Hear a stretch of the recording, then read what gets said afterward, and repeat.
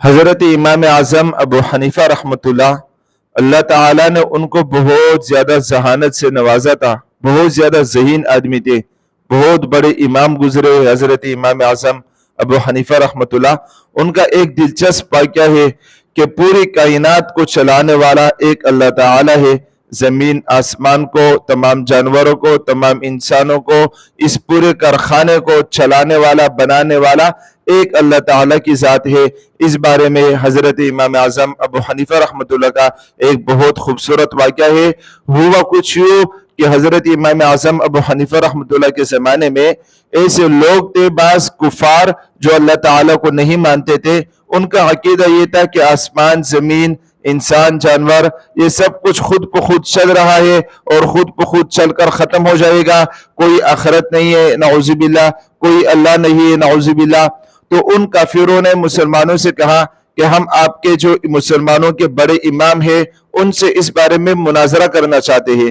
تو لوگوں نے حضرت امام اعظم ابو حنیفہ رحمۃ اللہ کو بتایا، تو حضرت امام صاحب تیار ہو گئے مناظرے کے لیے۔ مناظرے کے لیے ایک دن رکھا کہ فلاں دن مناظرہ ہوگا اور فلاں وقت میں مناظرہ ہوگا۔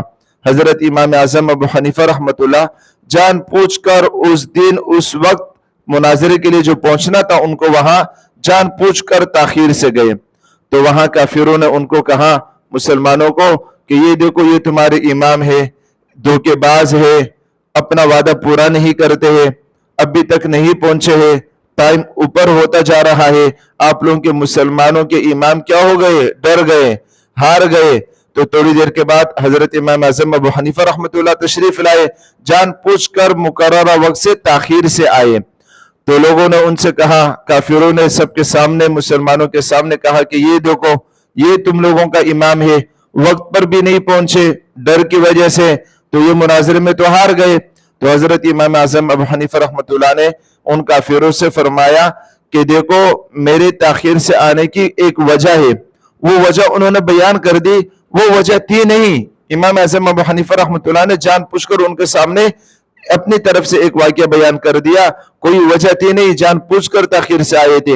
وجہ یہ بیان کر دی کہ میں جب گھر سے نکلا تو گھر سے یہاں پر آنے کے لیے ہمارے گھر کے پاس ایک دریا آتا ہے، اس دریا میں کشتی کے ذریعے پار کر کے ہمیں آنا پڑتا ہے۔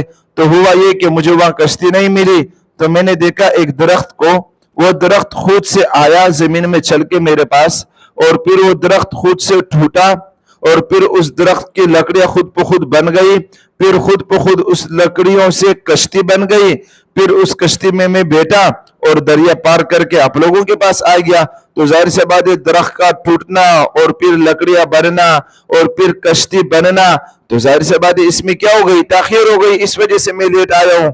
تو کافر لوگ ہنسے اور انہوں نے مسلمانوں سے کہا کہ یہ دیکھو اتنا جھوٹا آدمی ایسے کیسے ہو سکتا ہے کہ ایک درخت خود سے آئے زمین میں چل کر، وہ خود سے ٹوٹے، اس کی لکڑیاں خود سے بنے، اسے کشتی خود سے بن جائے اور حضرت اس میں بیٹھ کے ہمارے پاس آ جائے، یہ کیسے ہو سکتے ہیں؟ کتنا جھوٹا آدمی ہے، یہ کوئی بھی تسلیم نہیں کر سکتے۔ جس کے پاس ذرہ برابر بھی عقل ہو وہ اس آدمی کی بات کو تسلیم نہیں کرے گا۔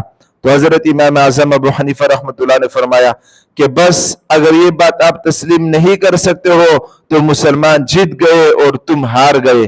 تو انہوں نے کہا وہ کیسے؟ انہوں نے کہا وہ ایسے کہ آپ اس بات کو تسلیم نہیں کرتے ہو کہ کشتی خود بخود بنی، خود بخود درخت آیا، خود بخود لکڑیاں بنی، پھر خود بخود کشتی بنی۔ جب ایک کشتی خود بخود نہیں بن سکتی ہے، پھر آسمان، زمین، سورج، چاند، سیارے، انسان، جانور، یہ سب کے سب اتنی بڑی کشتی، اتنی بڑی کائنات، یہ خود بخود کیسے بن سکتی ہے؟